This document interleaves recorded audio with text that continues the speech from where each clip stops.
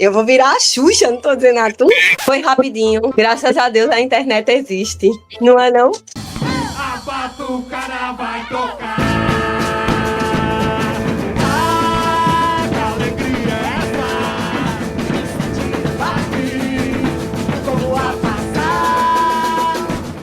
Eu me chamo Giovana Paula, conhecida muito como Giovana Congo Bloco, no caminho das artes, né? Minha formação profissional, eu sou pedagoga, fiz História da África e fiz outras especializações. Eu fiz psicopedagogia também. Atualmente eu atuo com crianças e na área cultural eu fiquei responsável pelo Congo Bloco. Bem, como foi que eu entrei nesse mundo, né? Eu do frevo, eu não tocava nada, não sabia nem fazer um tititi nem tchá-tchá-tchá. E aí, minha irmã, aos 14 anos, junto com a mestra de vocês, Anelinha, inventaram de ver a Noite dos Tambores Silenciosos. E aí, esse babado sobrou para mim depois. Elas foram pra lá com minha mãe e eu fui dançar frevo com o pessoal do Vassourinha. Meu mundo era totalmente diferente, porque eu era uma criança muito danada e a minha mãe me botou no balé clássico e não deu certo. Você já sabe que não dá certo uma pessoa elétrica num negócio desse. Eu fui dançar frevo no Balé Popular do Recife, onde eu fiquei por 16 anos. Eu tive os professores Ângela Madureira, eu tive Ana Miranda, tive Ângela Fischer e tive Mabel, foi a minha primeira professora de dança. Depois, quando eu vi o Vassourinha, que foi como eu fui para lá, e vi uns gingados e as informações com a população diferente de dança de palco. A gente dançar no palco é uma coisa, a gente ser bailarino de rua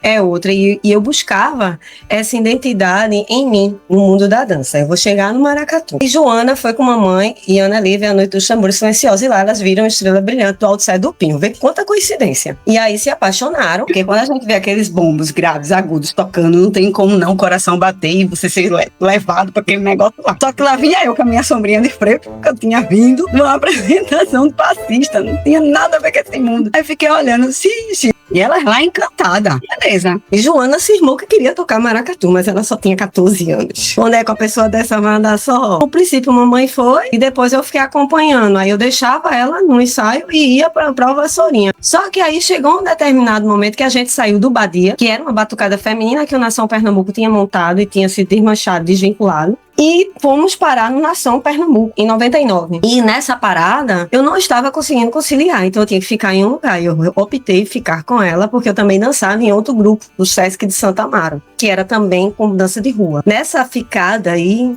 foi quando Bernardino me ofereceu um AB e perguntou se eu queria tocar. Eu achei que eu ia ter aula. A minha aula foi o seguinte, 1, 2, 3 pra lá, 1, 2, 3 pra cá. Pronto, Giovana, pode fazer. Logo pra rua, tocar sem saber de nada. Mas a vivência da dança me ajudou muito, porque minha mãe é um ser muito além do tempo. Ela botou, Paula, você bota lá um espelho, e nesse espelho você tenta fazer o que você dança tocando. Pensa aí no desmantelo, minha gente. Ou era perna, ou era quadril, ou era mão, ou era cabeça, sozinha. Então eu passei a estudar o AB. E nas minhas pesquisas, eu observava muito as mulheres tocando de afoxé, que tinha a Colônia Z4, que era perto do Mercado Eufrásio, e quando acabava eu ia e ficava olhando as moças tocando. Mas eu, Giovana, não queria tocar igual aquelas pessoas. Eu queria inventar uma história minha. Poxa, já que eu tô aprendendo só, então eu vou desenvolver só. E lá, as pessoas nem sabem que eu existo. Eu ficava lá admirando e admirada com elas, que era Alexandra Leão, Isaá e Karina Bu. Eram 3 mulheres muito fortes ali tocando, com presença de palco, e fazia outras coisas, e tocava aqueles bombos de Macaíba. Então isso aí me encantava. Quem tem uma história semelhante à minha é Júlia Cascais, que é do Seu Estrelo. Ela que inventou aquele método de toque, certo? Que é do maracatu rural. E quando eu morava na Rabeca, eles vieram e eu presenciei esse tipo de aula que ela dava. A partir disso, quando eu tinha acesso, eu via alguns vídeos de algumas coisas. E quando eu podia ir ver algum maracatu, eu sempre ia em busca de tempo. Eu não ia em busca de dança, eu ia em busca de tempo.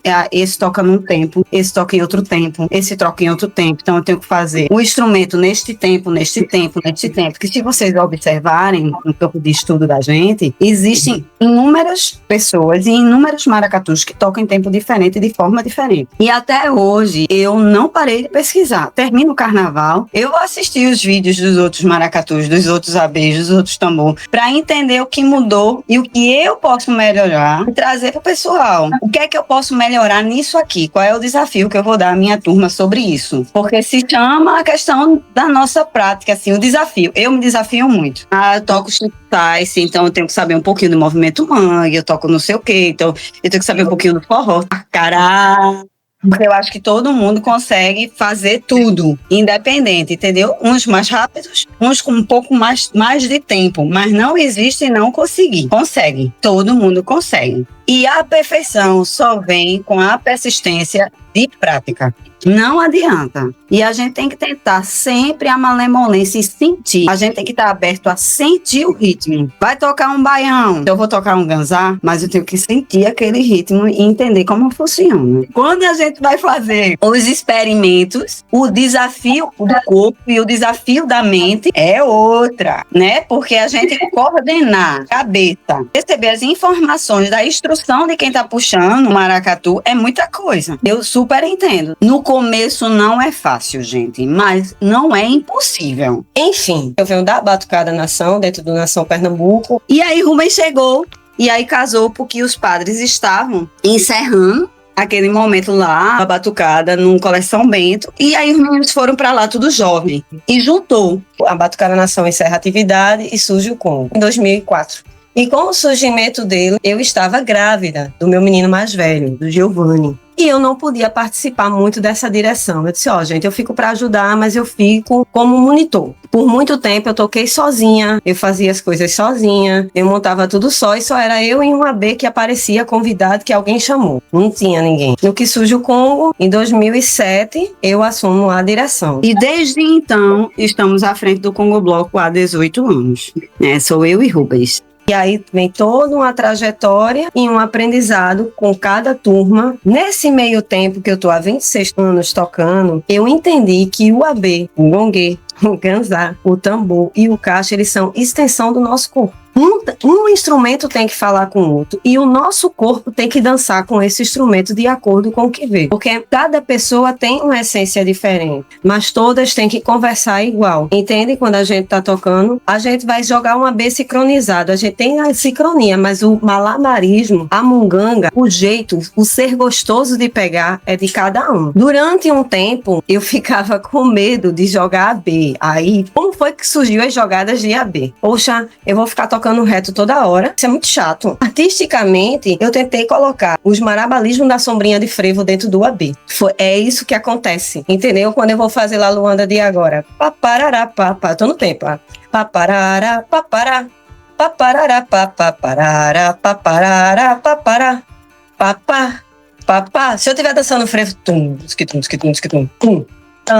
Jogou a sombrinha, pá. Eu tentava levar o frevo, mesmo com o ritmo frenético, para o maracatu, mas com o marabalismo do AB. É por isso que os arranjos do Congo Block são diferentes do abezal, entendeu? E aí eu saía encaixando dentro das músicas. Mas as questões das jogadas de AB, das evoluções da dança, foi tudo nesse movimento. A minha base é dança popular. Quando fiquei adulta, eu fiz um período de dança clássica por causa da postura, fiz dança contemporânea, para poder também experimentar outros jeitos de ser aluno, porque eu acho que todo monitor e todo professor, ele também tem que estar em algum momento na cadeira aluno, para entender a dificuldade que o seu aluno e a informação que você vai levar possa ser que não passe e buscar uma melhora. E maracatu é um brinquedo que as pessoas vão para a rua para ver a gente e a gente tem que passar alegria. A rua é o nosso palco. O palco já é o nosso palco, mas a rua, a folia, as pessoas que saem de casa para nos ver, para ver um foguete, para contemplar, então elas estão esperando o quê? Alegria. Naquele momento ali eu não sou Giovanna, eu sou um brincante. Eu me dou para aquele momento acontecer artisticamente. Então, para quem assiste, vocês têm que pensar, porque vocês é um espetáculo de palco, certo? Não dizendo que a rua não é um palco, mas eu tenho um povo muito maior. Vocês têm que pensar que quem tá aqui assistindo vai vai gostar do que está vendo. Então eu quero assistir um negócio massa. Então, se eu chego lá e vejo umas mulheres cantando, dançando, se movimentando, é outro rolê, minha gente. Cada uma vai ter sua beleza. Hoje o cara da foto vai gostar de mim, amanhã vai gostar de você, amanhã vai gostar da outra. Não tem isso. Cada um tem a sua beleza, cada um tem a sua essência. Mas qual é o objetivo de fazer, vamos supor, o Rubens disse que as estrelinhas do AB, de fazer as estrelinhas do AB, é a gente estar sincronizado. Puxa, de repente elas fazem assim, de repente ela joga, de repente ela joga, de repente ela pega, de repente ela faz isso, de repente ela faz aquilo. Não é aquele negócio monótono, que ti,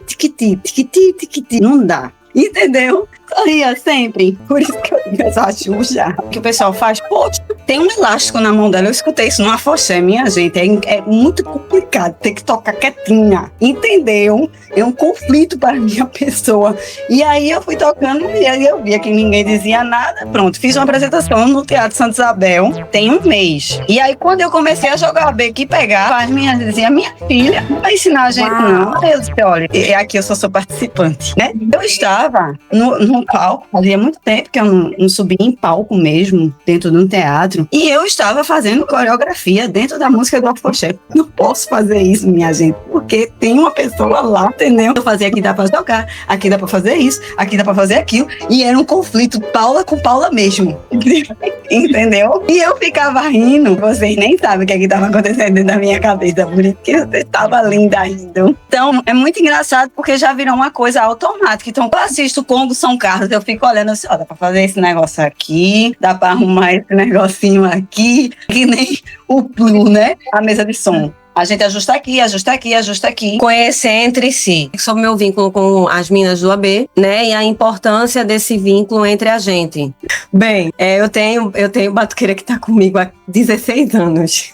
Que tá comigo desde quando eu comecei essa questão das aulas, né? E Paula procura muito ser professora e ser amiga. Porém, eu sei dividir muito bem as coisas, entendesse? Às vezes a gente se depara com um aluno que não consegue compreender e esse aluno só passa, não permanece no grupo. A questão do se olhar. É muito importante a gente se olhar no palco e ter essa visão de procurar entender o que uma tá falando para a outra. Só que essas questões do se olhar vem amadurecendo com a aula que você vai dando e com a convivência. Por exemplo, eu tenho Camila dentro da batucada, todo mundo sabe que eu tenho problema de visão. Eu tirei o óculos e eu não vejo ninguém. Nós somos 90 pessoas. E eu olhava no Recife Antigo e só via luz.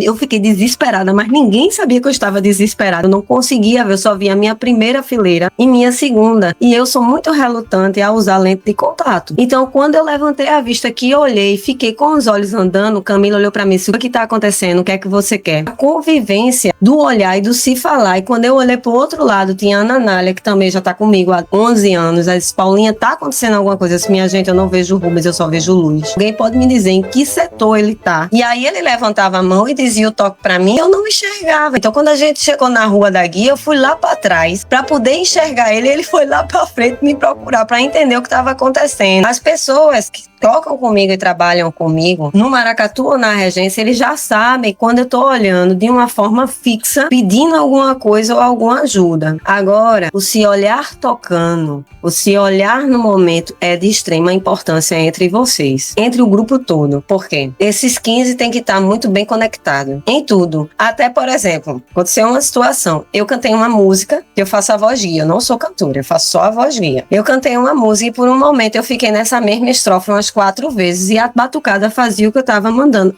Todo mundo olhava para mim, mas eu estava continuando na mesma estrofe para poder ver a segurança deles. A gente se olhar e se comunicar é muito importante. No momento bom e no momento de agonia, porque a gente vai saber como trabalhar. É procurar ver o que o outro precisa. Eu sei quando tem uma aluna minha cansada, eu olho logo para os braços e vejo que a postura caiu. Quando a postura cai, a pessoa está cansada, eu troco na hora de AB para ela subir, porque é muito mais charmoso e elegante, principalmente vocês que fazem trabalho de palco, tocar com elegância e postura. Se eu tô cansada e já faço isso, eu tô puxando a energia para baixo. Eu tenho que tentar segurar Então, vocês têm que ter muito esse traquejo de se olhar. É de extrema importância. E isso aí, a convivência com vocês são essas aulas extras que vocês fazem. Agora, entre vocês, é vocês combinarem, é vocês tentarem sempre dialogar. E qualquer ruído tem que se conversar. Porque se não tem diálogo, não tem solução. Entendeu? Sou muito feliz e agradecida por ter conhecido esse mundo. Não é um mundo fácil, mas eu me sinto contempladíssima quando eu estou tocando ou dançando. Eu sou realmente Giovanna Paula ali entregue. Os problemas ficaram lá na portinha. Eu posso nem falar com a pessoa que tá do meu lado, mas ali eu sou um brincante que leva alegria para a população. As imagens desse vídeo fazem parte de uma série de encontros online de uma conexão de Olinda e São Carlos. Foram realizados entre março e junho de 2026, promovidos pelo Congo Bloco Batibum e pelo Congo Bloco São Carlos, em parceria com o Centro Municipal de Cultura Afro-Brasileira Odete dos Santos e Centro Municipal de Artes e Cultura Tomás Seneviva. Os encontros tiveram como objetivo promover a prática do maracatu com o naipe de boleia do Congo Bloco São Carlos. Além das práticas com instrumentos como abê, ganzá e gongue, os encontros foram espaços de troca de experiências, saberes e vivências. Agradecemos imensamente a Giovanna Paula pelo carinho e pela generosidade em compartilhar conosco seus conhecimentos e sua experiência.